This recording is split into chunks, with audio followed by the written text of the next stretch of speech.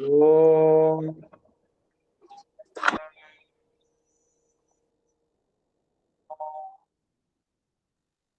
ओम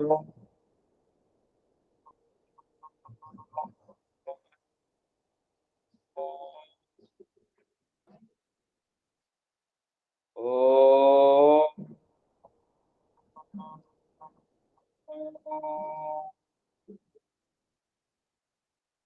ओम भूर्भुवः स्वः तत्सवितुर्वरेण्यं भर्गो देवस्य धीमहि धियो यो न प्रचोदयात्। ओम शांति शांति शांति। सर्वेभ्यो नमो नमः। अद्य वयम् एकस्य पर्वस्य विषये श्रोतुम् इच्छामः। वयं सर्वे अवगन्तुम् इच्छामः संस्कृतभाषा माध्यमेन। ह्यः परह्यः वयं सर्वे सर्वत्र देशे सर्वेषु प्रान्तेषु तत्रस्थ जनाः कामदहन कार्यक्रमं होली पर्वं सर्वे स्वस्व पद्धत्या उत्साहरूपेण उत्सवरूपेण ते कृतवन्तः। वयं सर्वेपि कृतवन्तः, किन्तु अस्य पर्वस्य वैदिकनाम अस्ति नवसस्येष्टि। वैदिकपर्व इत्युक्ते प्रकृति अनुकूल पर्वं। वेदे प्रकृत्यां वातावरण संबंध विषयम् अधिकृत्य अनुसृत्य भूमंडलस्थ सर्वे मानवाः आरोग्य रूपेण यस्य पर्वस्य उत्सवं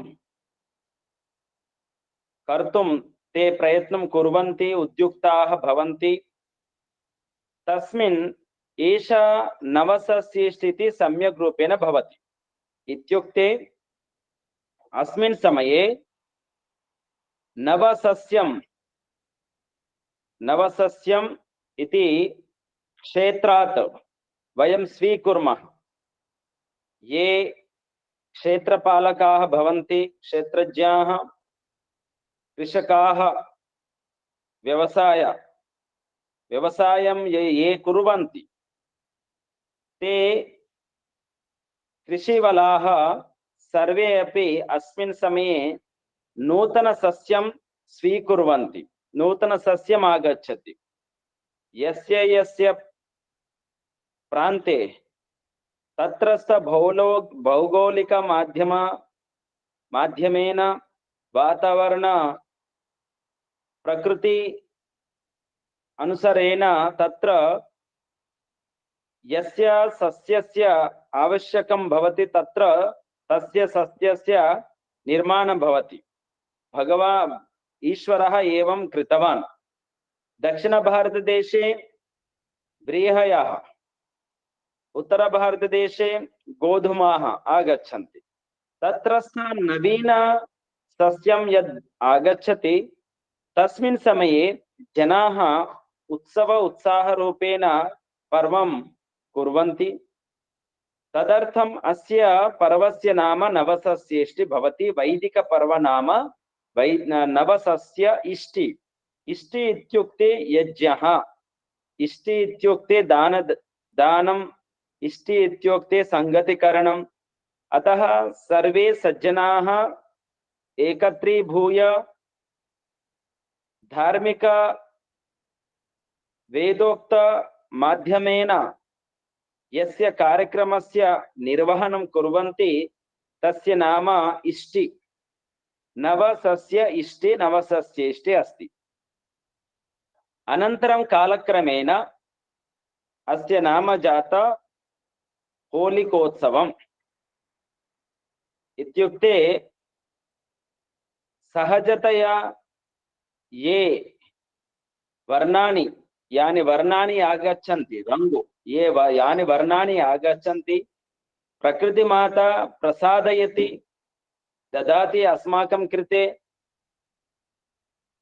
तेषां वर्णानाम् एवं वयं सर्वे उत्सवरूपेण स्वस्य उपरि परस्य उपरि एवं वर्णं निस्सृत्य सर्वे उत्सवरूपेण आनन्दोल्लासरूपेण पर्वोत्सवं कुर्वन्ति। वयमपि एवमेव कृतवन्तः, किन्तु कालक्रमेण आधुनिक अस्मिन् समये बहवः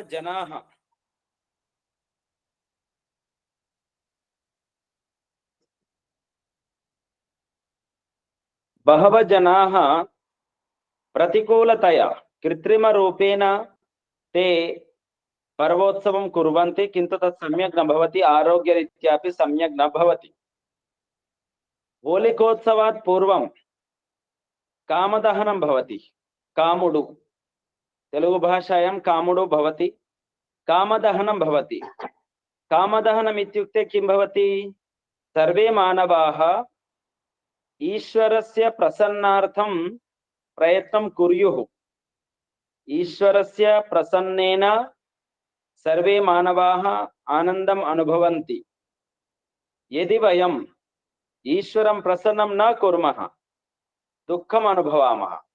अतः ईश्वरस्य आज्ञा या भवति, ईश्वरस्य आदेशः या भवति, आदेशानुसारेण आज्ञानुसारेण कर्म कर्तव्यमस्ति अस्माभिः। अतः सर्वे मानवाः ईश्वरस्य प्रसन्नार्थं, ईश्वरस्य कृपादृष्टि तदर्थं सर्वे प्रयत्नं कुर्युः। तदर्थम् अस्माकं मनसि यानि विकाराणि सन्ति, राग द्वेष काम क्रोध लोभ मोह मदमत्सर, ये अरिषड् वर्गाणि सन्ति, तानि सर्वानपि निर्मूलनं कर्तव्यमस्ति। यदि वयं तेषां दग्धं न कुर्मः, निर्मूलनं न कुर्मः, अस्मत् दूरं न कुर्मः, दूरी न कुर्मः चेत् तेन वयं सुखं न अनुभवामः। तदर्थम् अस्माकं मनसि यानि दुर्गुणानि सन्ति, अस्मासु यानि दुर्विचाराणि सन्ति, दुर्गुणानि सन्ति, एवमेव दुष्टत्व स्मृतयः सन्ति, तान् सर्वान् अपि प्रयत्नपूर्वकेन दग्धं करणीयमस्ति। नो चेत् संस्कारप्रभावेन तस्य अनुसारेण वयं कर्म कुर्मः, कर्मकरणेन फलम् आगच्छति। तत् फलम् अनुकूलं भवेत्, प्रतिकूलं न भवेत्। यदि अनुकूलं भवेत् इति वयम् इच्छामः, तदा भगवदाज्ञा पूर्वकेन कर्म कर्तव्यमस्ति। तदर्थं मनोनिग्रहणम् आवश्यकमस्ति। स्वस्य विचार योगश्चित्तवृत्ति निरोधः, चित्तस्य वृत्तानां निरोधं करणीयमस्ति। तदर्थम् अस्माकं यानि दुर्गुणानि दुर्कामनानि सन्ति, कामनाः सन्ति, तान् सर्वान् अपि दहनं करणीयमस्ति। तदर्थं कामदहनं भवति। एवमेव वयं यदि चिन्तयामः, किमर्थं दुःखम् आगच्छति, किमर्थं वयं सुखम् अनुभवामः, दुःखस्य कारणं किमस्ति, सुखस्य कारणं किमस्ति, यदि वयं परिशीलनम् आत्मनिरीक्षणं कुर्मः चेत् दुःखस्य कारणम् अधर्माचरणं, सुखस्य कारणं धर्माचरणं। भगवताज्ञा यद् भवति तदेव धर्मः, ईश्वराज्ञा प्रतिकूलं यद् भवति तदा अधर्मः अस्ति। अतः वयं प्रयत्नपूर्वकेन అధర్మం పాపం దుర్గుణం దుష్టగుణాన్ దూరం కృత్వా స్వమనసి సర్వాణి సుకృత గుణాని ధారయిత్వా ధర్మపూర్వకేన జీవనం యాపయామः చేత్ సుఖం భవతి నో చేత్ సర్వం దుఃఖమయం భవతి జీవనం దుఃఖమయం భవతి వయం బహవः జనాः దుఃఖం కథం ఆగచ్చతి ఇది न जानन्ति एवमेव रुदन्ति रोदनं कुर्वन्ति आक्रन्दयन्ति पाहि मां रक्ष मां एवं सर्वे वदन्ति किन्तु तस्य कारणं न जानन्ति दुःखस्य कारणं यदि वयं जानीमः यदि वयं सम्यक् रूपेण प्रयत्नं कुर्मः चेत् तस्य कारणं सम्मुखं भवति प्रत्यक्षं भवति वयं कस्य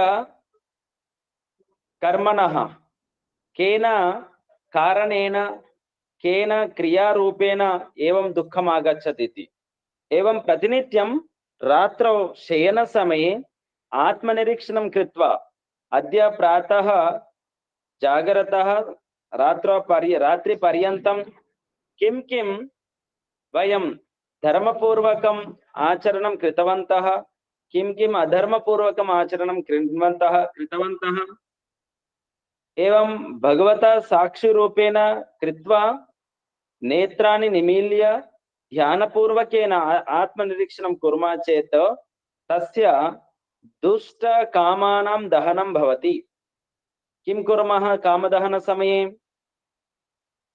बहूनि काष्ठानि समाहृत्य तस्मिन् यज्ञ आज्यं शाकल्यं बहूनि मधुर पदार्थानि तस्मिन् आहुतिरूपेण प्रक्षिप्य मंत्रपूर्वकेन स्वाहाकारं कृत्वा दहनकार्यक्रमं कुर्मः एषा पद्धति प्रकृति अनुकूलं भवति वेदानुकूलं भवति मानवानुकूलं भवति किन्तु बहवः जनाः स्वस्य गृहे ये अनावश्यक पदार्थानि सन्ति प्रकृति प्रतिकूल पदार्थानि सन्ति तान् सर्वान् समाहृत्य तस्मिन् प्रक्षिप्य एवमेव ज्वलनं कुर्वन्ति तत् सम्यक् न भवति एषा पद्धति सम्यक् न भवति तेन वातावरणं दूषितं भवति वातावरणस्य कालुष्य निवारणं भवेत् तस्य अपवित्रं दूरं भवेत् किन्तु तेन कारणेन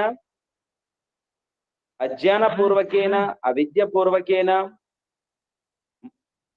मूढ़त्वपूर्वकेन बहवः जना एवं कुर्वन्ति किन्तु महर्षि दयानंद सरस्वती कृपया तेन पुरुषार्थेन अधुना वयं सर्वे कथम् अस्य पर्वस्य पवित्ररूपेण कथं करणीयम् इति वयं सर्वे जानीमः ज्ञातवन्तः अतः सर्वे आर्यसमाजकाः नवसस्येष्टि कामदहनयज्ञं सर्वे कुर्वन्ति इतिहासे पुराणेषु एका कथा प्रचलिता अस्ति सर्वे जानन्ति हिरण्यकश्यपः तस्य पुत्रः प्रह्लादः विष्णु पूजकः भक्तः अस्ति किन्तु तस्य पिता प्रह्लादस्य पिता हिरण्यकश्यपः सा न इच्छति स्वयमेव भगवान् प्रकटितवान् सः तदर्थं स्वपुत्रम् आदिष्टवान् त्वं विष्णुं मा प्रार्थयतु इति किन्तु सः प्रह्लादः विष्णुभक्तः परमभक्तः अस्ति सः स्वपितरम् उक्तवान् भवान् एवं मा कुर्वन्तु भवती अहङ्कारम् आगतं दूरं करोतु भवान् मानवः भगवत् स्वरूपं विष्णु मूर्ति ईश्वरं भवान् अपि यथा अहं करोमि तथा एव भवान् अपि करोतु ओम विष्णवे नमः एवं जपं करोति सा स्वपितरं उक्तवान्, प्रार्थितवान्, किन्तु अहङ्कारपूर्वकेन हिरण्यकश्यपः तं पुत्रं निवारितवान्, किन्तु सः न एवं न कृतवान्, आदेशस्य पालनं न कृतवान्। क्रुद्धः पिता हिरण्यकश्यपः तं मारयितुं बहु प्रयत्नं कृतवान्, किन्तु सः न मृतवान्, यतोहि सः ईश्वरस्य परमभक्तः अस्ति। स्वभगिनीं होलिकाम् आहूय तामपि उक्तवान्। होलिकायाः एकस्य वरम् आसीत् तस्य पार्श्वे। अग्नौ प्रविश्य यदि तत्र उपविष्टवती चेत् तस्मिन् सा तस्य दहनं न भवति, एवं तस्य वरम् आसीत्। किन्तु तस्मिन् समये किं सञ्जातं, प्रह्लादं स्व उपरि उपविश्य अग्निं प्रविष्टवती, किन्तु तत्र प्रह्लादः स प्रत्यक्षरूपेण तस्य किमपि हानि न सञ्जातं, किन्तु होलिकायाः हानि सञ्जाता। एषा कथा वयं सर्वे श्रुतवन्तः। ये दुष्टजनाः सन्ति, ये राक्षसाः सन्ति, ते सर्वेपि एवमेव ईश्वरकृपया नष्टं भवन्ति, तेषां निवारणं भवति इति एषा कथायाः सारमस्ति। किन्तु अत्र एवं एषा कथा चरित्रे पुराणेषु भवति, किन्तु प्रत्यक्षरूपेण घटिता न घटिता वयं न जानीमः। अलङ्कारिकरूपेण तु वयं सर्वे स्वीकुर्मः। वयमपि सर्वे यदि अस्माकं मनसि दुष्ट विचाराणि सन्ति चेत् तानि सर्वाणि अपि निवारणीयानि सन्ति, दूरम् अवश्यरूपेण करणीयानि सन्ति। योगाभ्यासपूर्वकेन यमनियमासन प्राणायामादिकपूर्वेण पुरुषार्थपूर्वकेन दुर्विचाराणि दूरीकरणीयानि सन्ति। अतः वयं सर्वे प्रतिनित्यं कामदहन क्रिया प्रतिनित्यं भवेत्। आत्मनिरीक्षण समये, रात्रि समये, शयनकाल समये, एवं प्रातःकालतः रात्रिपर्यन्तं किं किं वयम् आचरणं कृतवन्तः, कर्म कृतवन्तः, तं सर्वमपि ज्ञात्वा प्रयत्नपूर्वकेन दूरं यदि वयं कुर्मः चेत् ईश्वरं प्रसन्नं कुर्मः। ईश्वरस्य प्रसन्नेन मोक्षं लभति। ईश्वरस्य प्रसन्नेन ईश्वरस्य उपरि विश्वासं भवति। ईश्वर प्रसन्नेन ईश्वर साक्षात्कारं भवति। आनन्दरसं वयं पिबामः, सेवनं कुर्मः। तदर्थं प्रतिनित्यं वयं धर्मपूर्वकेन वेदानुकूलतया आचरणम् अवश्यरूपेण करणीयमस्ति। तदर्थं ज्ञानम् आवश्यकमस्ति, तदर्थं स्वाध्यायम् आवश्यकमस्ति, तदर्थं सत्सङ्गम् आवश्यकमस्ति, तदर्थं यज्ञम् आवश्यकमस्ति, तदर्थं प्रवचनानि आवश्यकानि सन्ति। अतः अस्माकं जीवनं सम्पूर्णतया वेदमयं भवेत्, ओममयं भवेत्, सर्वमपि आध्यात्मिकमयं भवेत्, वैदिकमयं भवेत्। तदर्थं वयम् आन्लैन् माध्यमेन, विश्वसम्बन्ध माध्यमेन वयं प्रयत्नं कुर्मः। यतोहि अनेन प्रकरणेन, अनेन विधानेन वयं सर्वे अपि सन्मार्गे गच्छामः। यदि वयं सर्वे यदि वयं सन्मार्गे न गच्छामः, तस्मिन् पक्षे यदि तत्र श्रद्धा आसक्तिः न भवति चेत् अस्माकं जीवनं, मानवजीवनं व्यर्थं भवति, निरर्थकं भवति। सार्थकं करणीयमस्ति। तदर्थमेव भगवान् ईश्वरः अस्मिन् भूमण्डले प्रेषितवान्, मानवरूपेण प्रेषितवान्। किमर्थं वयम् आत्मा आत्मनः किमर्थं वयं मानव शरीरं धृतवन्तः, किमर्थम् एवं चिन्तनं भवेत्। प्रतिनित्यं सर्वे चिन्तनं कुर्युः। अनेन चिन्तनेन मननं पद्धत्या अस्माकं मनसि अपि बुद्धौ अपि पवित्रता भवति, स्मृति दृढा भवति, संकल्पं दृढं भवति। प्रयत्नपूर्वकेन ईश्वरस्य प्रसन्नार्थं वयं सर्वे प्रयत्नं कुर्मः। तद् कामदहनपर्वं, होलिकापर्वं सर्वमपि यतोहि वयं सर्वे संघजीविनः, समूहे वयं सर्वे निवासं कुर्मः। वयं सर्वे अल्पज्ञः अल्पसामर्थ्यवन्तः सन्ति स्मः। तदर्थं इतरेषां परेषां सहायम् आवश्यकमस्ति। तेषां मध्ये एव स्थित्वा आध्यात्मिक मार्गे वयम् अग्रे सरामः, अग्रे गच्छामः। तेन जीवनं सार्थकं भवति। अस्माकं जीवनं दृष्ट्वा इतरे जनाः ते अपि अनेन मार्गेण आगन्तुम् उद्युक्ताः भवन्ति, इच्छन्ति। ते अपि अवगन्तुम् इच्छन्ति। तदर्थं वयं सर्वे प्रयत्नं कुर्मः। यदि वयम् अग्रे सरामः, अग्रे गच्छामः, अस्माकं पृष्ठे अपि अस्मान् ते अनुसरन्ति। अस्माकं समक्षे अग्रे महाजनाः सन्ति, महापुरुषाः सन्ति, ऋषयः सन्ति, योगिजनाः सन्ति, ज्ञानिजनाः सन्ति। ये पूर्वजाः सन्ति, तेषाम् अनुभवाः सन्ति। अतः ते अग्रे गच्छन्ति। महाजनो येन गतः स पन्थः।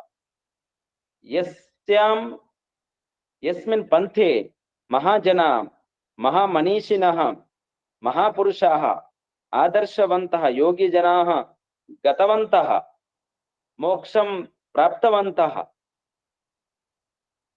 तस्मिन् मार्गे वयं सर्वे अनुसरामः, अग्रे सरामः, अग्रे गच्छामः।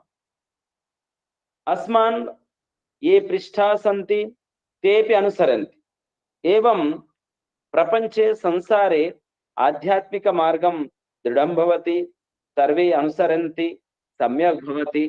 तदर्थं वयं सर्वे महापुरुषः महर्षि दयानन्दस्य अनुयायिनः सन्ति। वयं सर्वे तस्य आकांक्षा आसीत्। का आकांक्षा आसीत्? सर्वत्र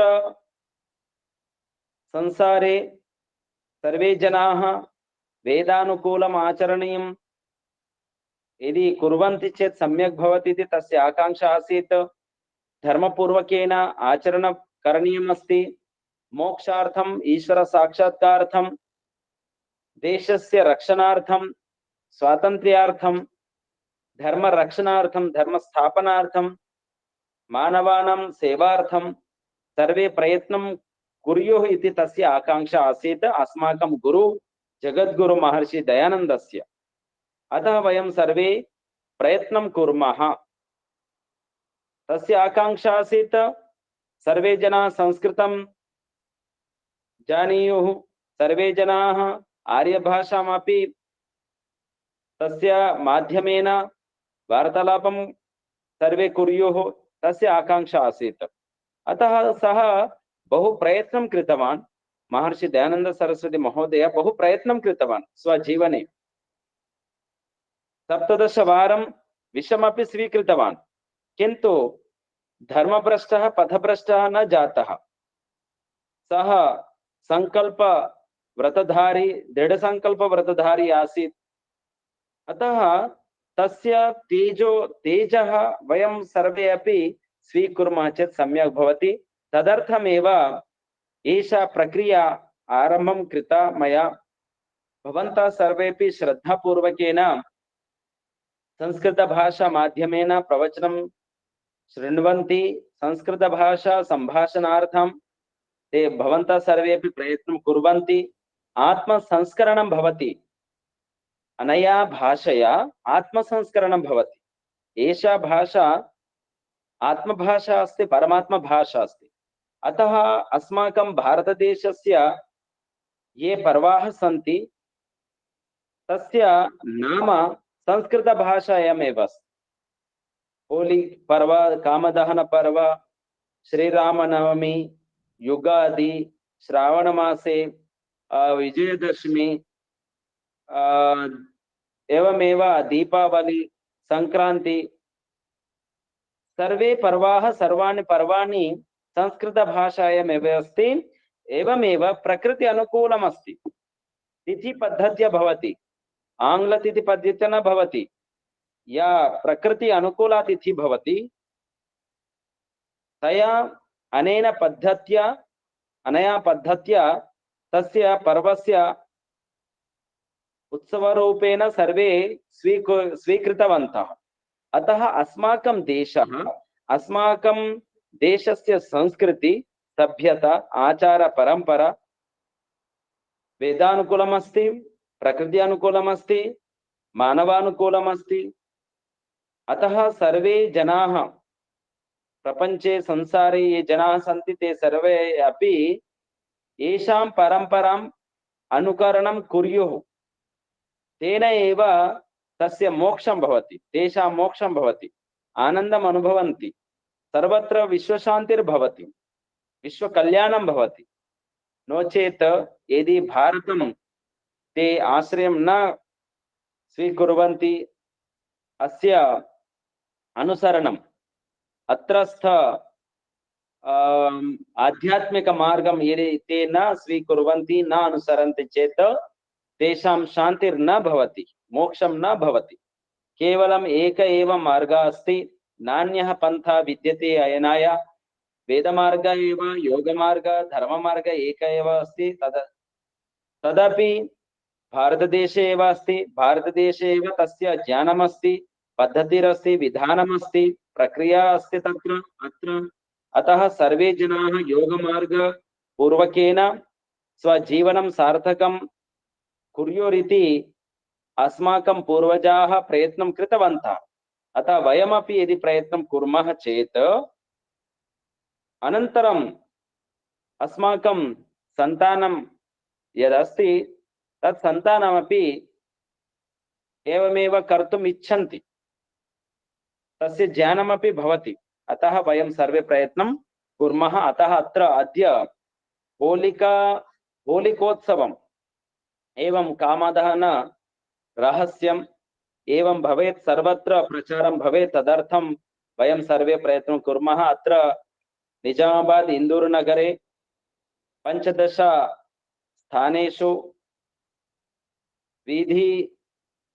वीथीषु तत्र अस्माकं आर्य समाजस्य पुरोहिताः गत्वा एवं कामदहन च कार्यक्रमं कारितवन्तः।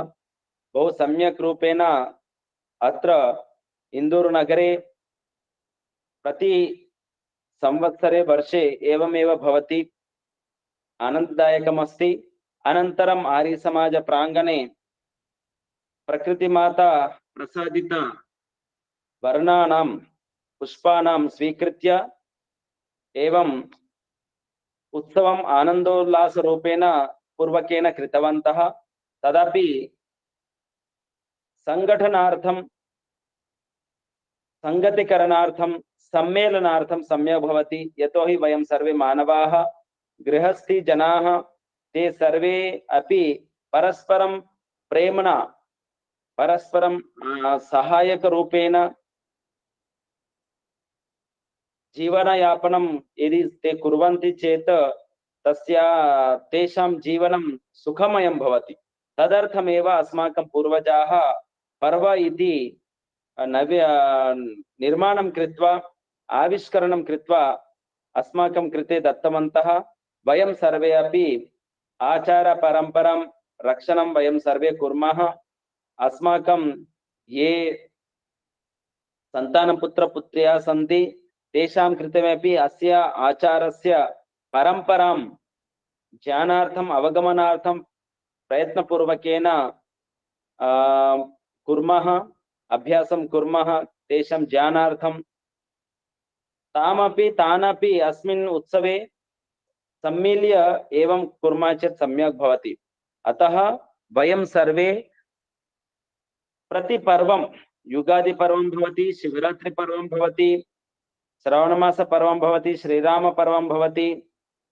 एवमेव सर्वाणि पर्वाणि अपि प्रकृति अनुकूल पर्वाणि सन्ति। अतः येषां परम्परां वयं सर्वे प्रयत्नं कुर्मः।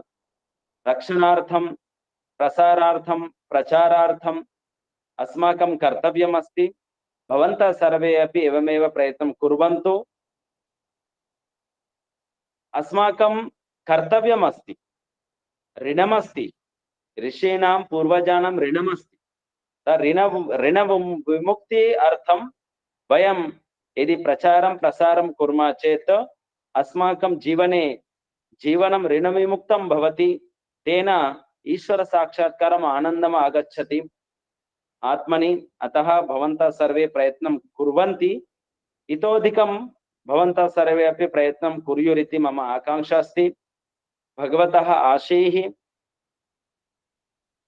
सर्वेषां कृते प्राप्तव्यं भवेत् इति मम आशा। सर्वेषां कृते मम साधुवादः। पुनः एकवारं सर्वेषां कृते कामदहन होलिकोत्सव पर्वस्य शुभकामनाः, शुभाशयाः, शुभाभिनन्दनानि, शुभाशीषः इति मम पक्षतः अहं ज्ञापयामि। भवन्तः सर्वे अपि एवमेव प्रयत्नं कुर्वन्तु, जीवनं सुखमयं कुर्वन्तु, आनन्दमयं कुर्वन्तु। ईश्वर प्रसन्नार्थं भवन्तः सर्वे प्रयत्नं कुर्युरिति मम आकांक्षा अस्ति। एकं मन्त्रमस्ति, संगच्छध्वं संवदध्वं संवो मनांसि जानतां देवाभागं यथा पूर्वे संजानाना उपासते। प्रेम से मिलकर चलो, बोलो सभी ज्ञानी बनो, पूर्वजों की भांति तुम कर्तव्य के मानी बनो। एवं ये पूर्वजाः सन्ति तेषां पद्धतिम् अनुसृत्य तम् अनुसरामः एवम् अस्मिन् श्लोके अस्ति। अतः भवन्तः सर्वे एवमेव संगच्छध्वं संवदध्वम् अस्य मन्त्रस्य सार्थक्यार्थं वयं सर्वे प्रयत्नं कुर्मः इति उक्त्वा मम वाणीम् अत्र एव विरमामि। सर्वेषां कृते साधुवादः। स्वस्तिर्भवतु। ओम शं सुदिनं सुनिशि।